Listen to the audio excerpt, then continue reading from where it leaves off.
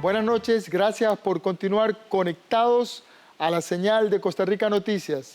Soy Ernesto Rivera y estoy en vivo a las 8:02 de la noche. Esta noche vamos a conversar sobre arquitectura, sobre las ciudades en las que vivimos, sobre los espacios y cómo condicionan la convivencia de las personas. La invitada de esta noche dirige la Escuela de Arquitectura de la Universidad de Costa Rica, ha trabajado para el Instituto de la Ciudad y el Espacio en la Escuela de Arquitectura de la Academia Real Danesa de Bellas Artes en Copenhague, ha dictado conferencias en Portugal, España, Dinamarca, Honduras y Costa Rica. Bienvenida al set de Costa Rica Noticias, arquitecta Sura Zaza Marín. Buenas noches. Buenas noches y muchas gracias por invitarme. Arquitecta, mucha gente visualiza la profesión de la arquitectura como gente que se dedica a crear casas bonitas o funcionales. Pero la arquitectura tiene otros horizontes más amplios. ¿Cómo entender la arquitectura del siglo XXI? Bueno, es una muy buena pregunta que nos hacemos todos los días en la Escuela de Arquitectura y me imagino que en el resto de las escuelas de arquitectura del país. Como bien dice usted, la arquitectura es una disciplina muy amplia y es una disciplina que trasciende el problema únicamente constructivo y se centra en el problema del habitar. Entonces el habitar no solo es una vivienda, el habitar es el vínculo que tenemos con los entornos construidos y el vínculo que tenemos con el paisaje natural. Por ende, la arquitectura es arquitectura de paisaje, la arquitectura también está vinculada a todos los problemas urbanos, es diseño urbano, es urbanismo e incluso toca o interseca disciplinas como planificación urbana. Arquitecta Zaza, uno recorre el país, las ciudades del país y encuentra distintas arquitecturas, distintos trazados en las ciudades. ¿Qué arquitecturas tenemos hoy presentes en Costa Rica? La impresión que tiene es que hay como capas. Bueno, yo creo que esta pregunta tiene dos niveles. Podemos hablar de estilos arquitectónicos, pero usted empezó a hablar de recorrido de ciudades y de los trazos urbanos. Por supuesto que tanto los estilos arquitectónicos como los desarrollos urbanos pertenecen a distintas épocas. Entonces nosotros podemos ver el trazado tradicional de damero que podemos encontrar en nuestras ciudades centrales, desde Liberia, Cartago, que es la primera ciudad fundacional, San José, Alajuela, Heredia, por decir algunas. Y luego empezamos a ver, esto es en los centros fundacionales, y luego empezamos a ver otro tipo de trazados que responden a desarrollos urbanos de distintas épocas. Hoy, uno de los problemas que tenemos en la ciudad de San José, por ejemplo, pero en las ciudades centrales, principalmente del Valle Central, aunque esto no es exclusivo del Valle Central, tenemos este desarrollo urbano de expansión periférica. Hay un concepto en inglés que se llama el urban sprawl, que es la expansión esta urbana masiva, muy plana, que viene de modelos urbanos principalmente de Estados Unidos y vinculados al desarrollo del automóvil. Entonces, en cada época vamos encontrando que las propuestas urbanas y así también las propuestas arquitectónicas responden a esos desarrollos, no solo estéticos, sino también económicos y sociales que se van planteando conforme va pasando el tiempo. ¿Hoy qué tenemos? Hoy estamos intentando, y un poco a su pregunta anterior, estamos intentando repensar las ciudades. Estamos intentando repoblar muchas ciudades que hemos abandonado por esta expansión urbana con un modelo autocéntrico en donde tenemos barriadas dependiendo de o con características dependiendo de los niveles socioeconómicos. Y hemos visto que es un modelo caduco y que lo que necesitamos es repensar cómo vamos a convivir la cantidad de gente que está viviendo en la urbe, en las urbes en este momento, y que para final de este siglo va a ser un porcentaje altísimo de la población mundial. ¿Cómo vamos a convivir con los entornos urbanos, con la escasez de recursos que tenemos en nuestras ciudades? Justamente este elemento que usted menciona del autocentrismo, me encantó el término, el autocentrismo, ¿verdad? El vivir alrededor del automóvil, la gente, hablábamos al principio de que la construcción de las ciudades tiene un impacto en la vida de la gente. Y esta construcción de ciudades autocentrísticas hace que las ciudades sean hostiles para quien no tiene auto. Eso es lo que hoy vive una parte de la población del país, que queda aislada de un montón de eventos si no tiene automóvil. No es fácil viajar entre un punto y otro de las ciudades costarricenses. No, no es fácil, y yo creo que yo ampliaría ahí esto que está mencionando usted sobre que hay cierta parte de la población que lo sufre más que otra. Yo creo que todas los grupos socioeconómicos y de acceso a automóvil o no, sufrimos en una medida bastante alta este problema del desarrollo urbano centrado en el automóvil. ¿Por qué?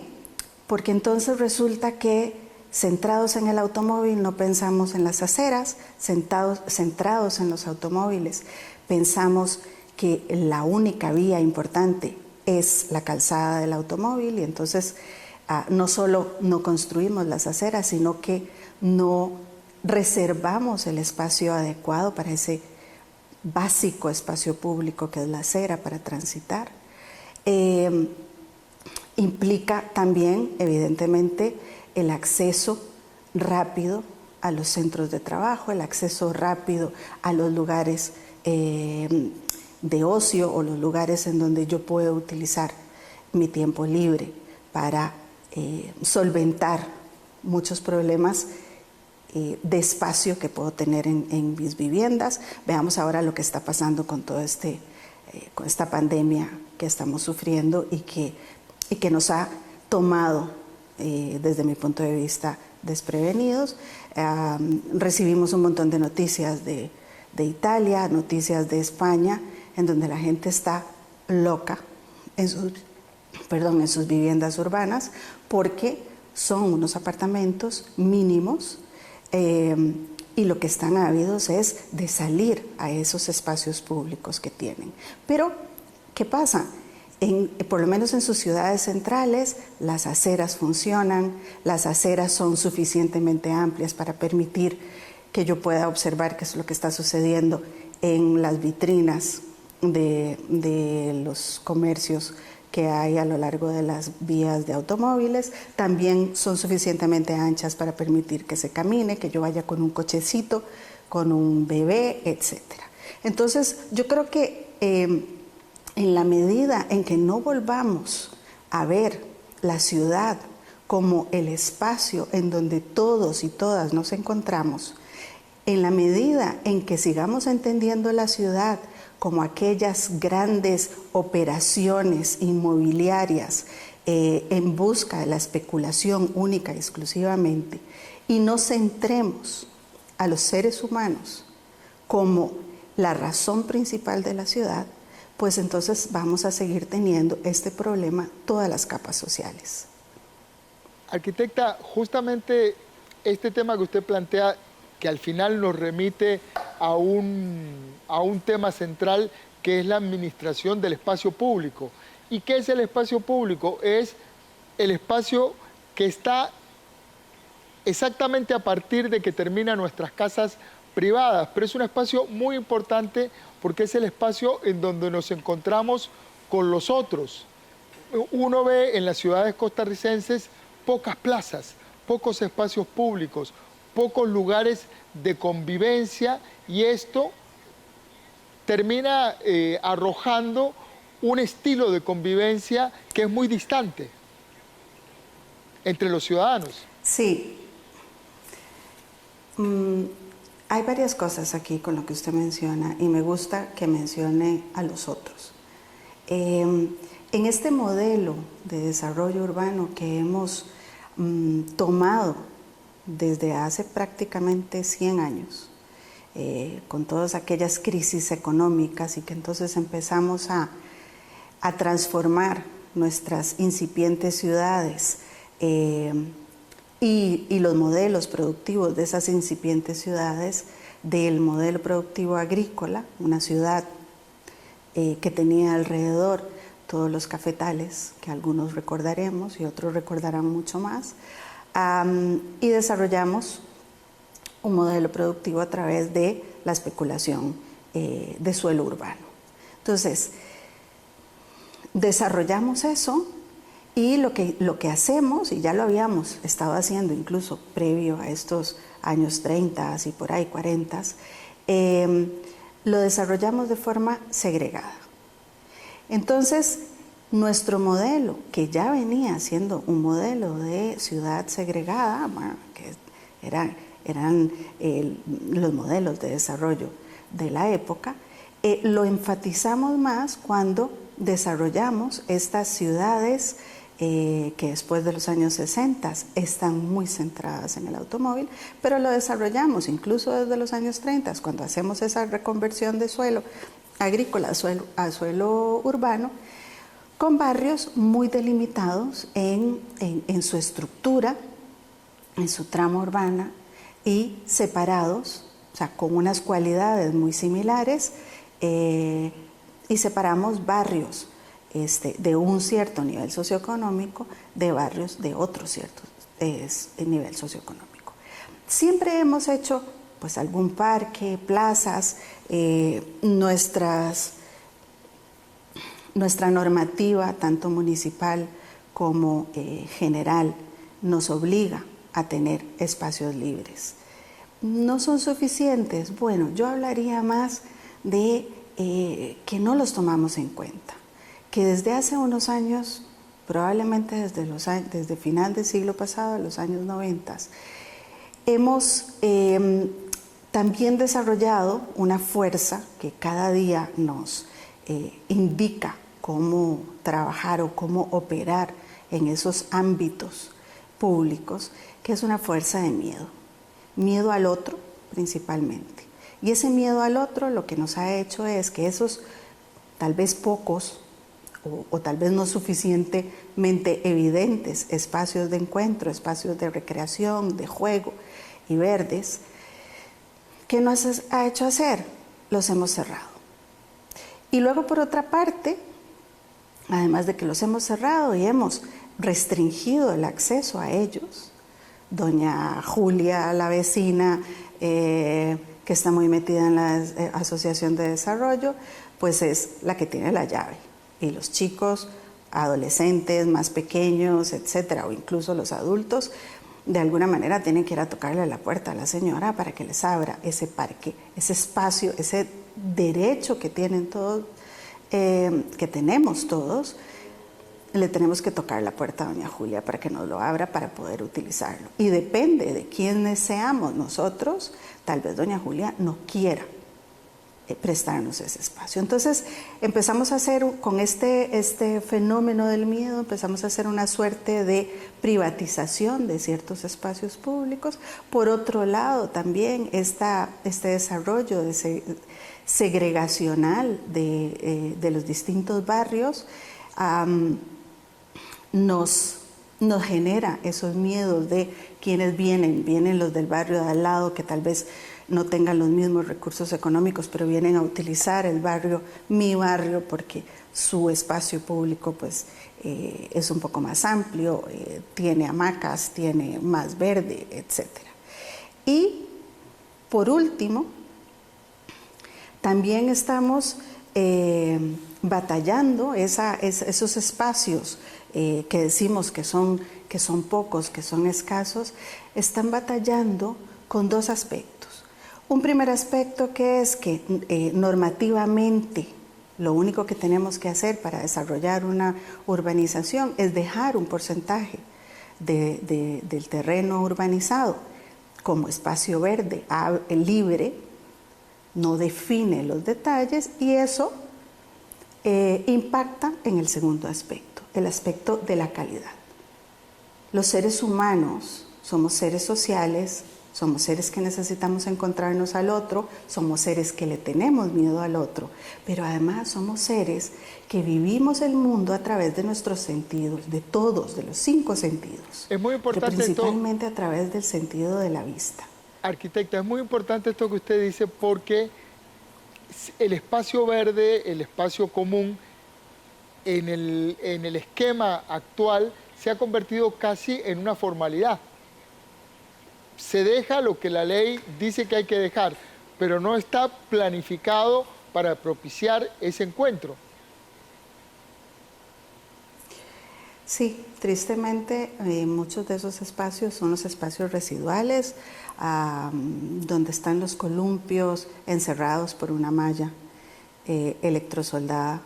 Siempre están un poco ahí como en el guindo, en el espacio residual del desarrollo residencial, condominios incluso, condominios cerrados que tienen otras implicaciones de usos, de modos de vida, también tienen esos espacios alejados, cumplen con la normativa, pero realmente no estamos centrando tampoco allí, en ninguna parte, estamos centrando a esos seres humanos que habitan y cohabitan. No estamos pensando en ellos cuando los estamos diseñando. Y ese es un problema serio. Es un problema serio que es un problema en términos de uso, pero también es un problema en términos estéticos y de seguridad.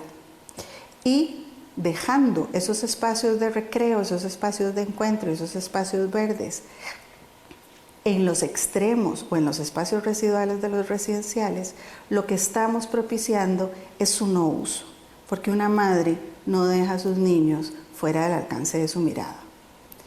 Y es tan simple como eso. Los espacios que funcionan son los espacios que están custodiados por nosotros mismos. Y, ¿por qué no?, también por los otros. Claro. Cuando uno transita la ciudad de San José y ve los edificios, nota un choque muy fuerte entre una arquitectura de inicio del siglo XX, otra arquitectura ligada al Estado benefactor, con edificios como el de la Caja, el INS o la Corte, y luego una capa de arquitectura nueva, más ecléctica, más mezclada. ¿Cuál es el estilo de la arquitectura costarricense en San José?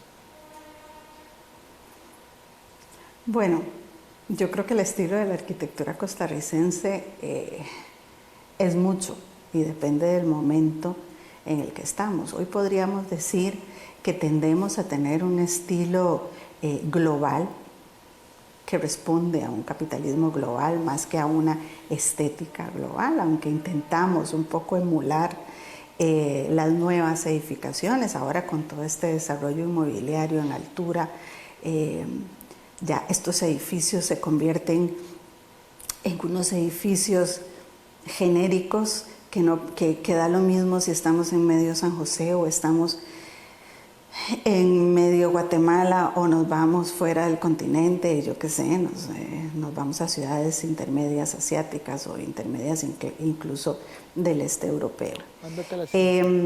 La arquitectura de San José, yo siento que tenemos un patrimonio camuflado entre mucha información, un patrimonio de valor arquitectónico importante en ese San José, que sí, que nunca ha sido una ciudad muy rica y que probablemente su arquitectura no es de grandes dimensiones, pero hay una serie de aportes de arquitectura ecléctica costarricense muy interesantes. Los evidentes, obviamente, vemos, yo qué sé, el edificio de Correos, vemos el Cine Variedades, en fin, pero también tenemos una serie de edificaciones pequeñas que están realmente camufladas entre esa información o vorágine de información que tenemos en las calles de San José. Cuando caminamos San José, la ciudad tiene muchísima información. No tenemos un centro urbano que podamos reconocer como de primer desarrollo y luego, bueno, sí, podemos hablar de los ensanches que tienen un desarrollo de arquitectura de final del siglo XIX, principio de XX, con los distintos estilos arquitectónicos que teníamos en esa época. Luego, como dice usted, hay una impronta de movimiento moderno importante que también define a otro San José, pero que está disperso, están dispersas esas arquitecturas y entonces nos cuesta un poco hacer la lectura. Y luego sí, hace falta hacer una lectura de ese San José más moderno, que ahora podríamos empezar a decir, bueno, está sobre el Paseo Colón, está alrededor de la Sabana, y esa arquitectura mucho más contemporánea, que es la arquitectura que, como les digo, tampoco está posicionándose como esa propuesta arquitectónica costarricense. Y vuelvo a su pregunta del inicio.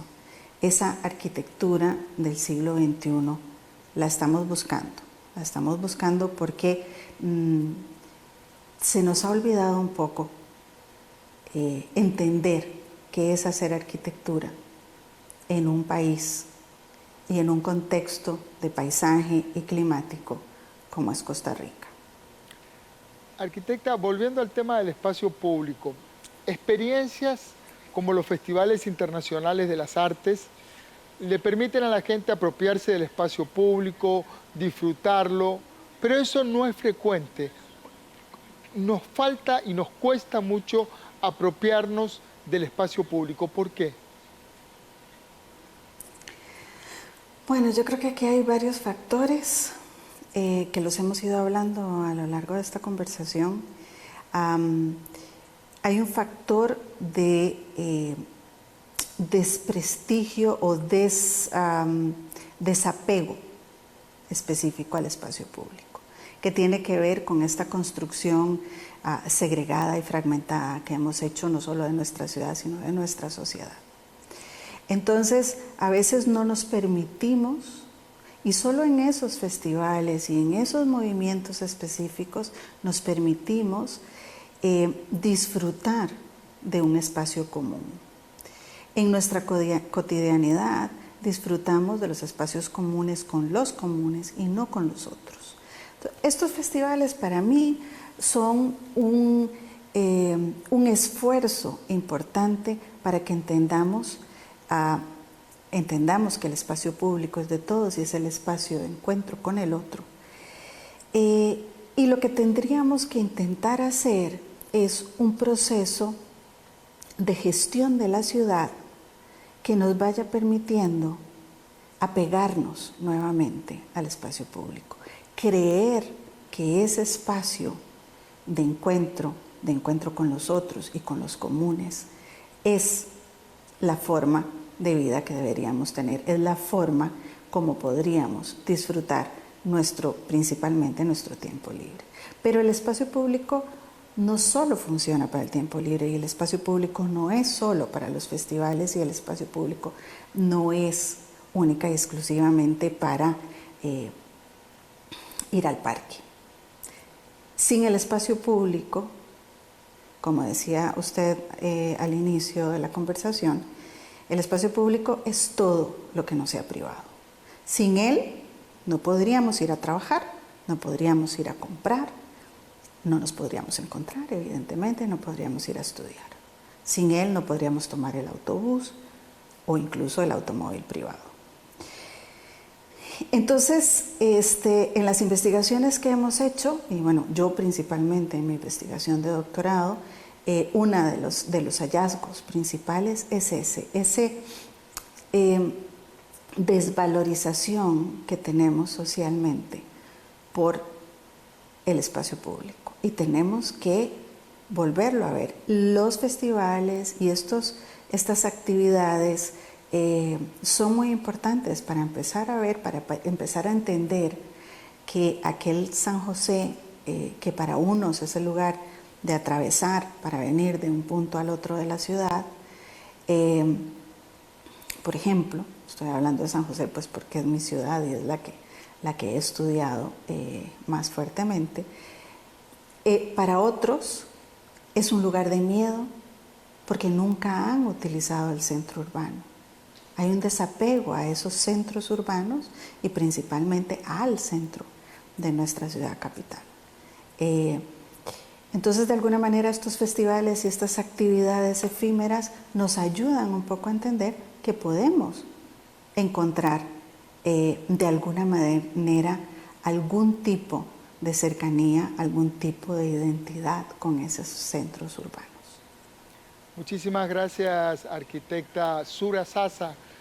Me quedo con este concepto, la importancia del espacio público y el uso del arte como una forma de apropiarnos de ese espacio público, de compartir el arte para apropiarnos del espacio público. Gracias a la arquitecta Sura Sasa, directora de la Escuela de Arquitectura de la Universidad de Costa Rica. Gracias a usted.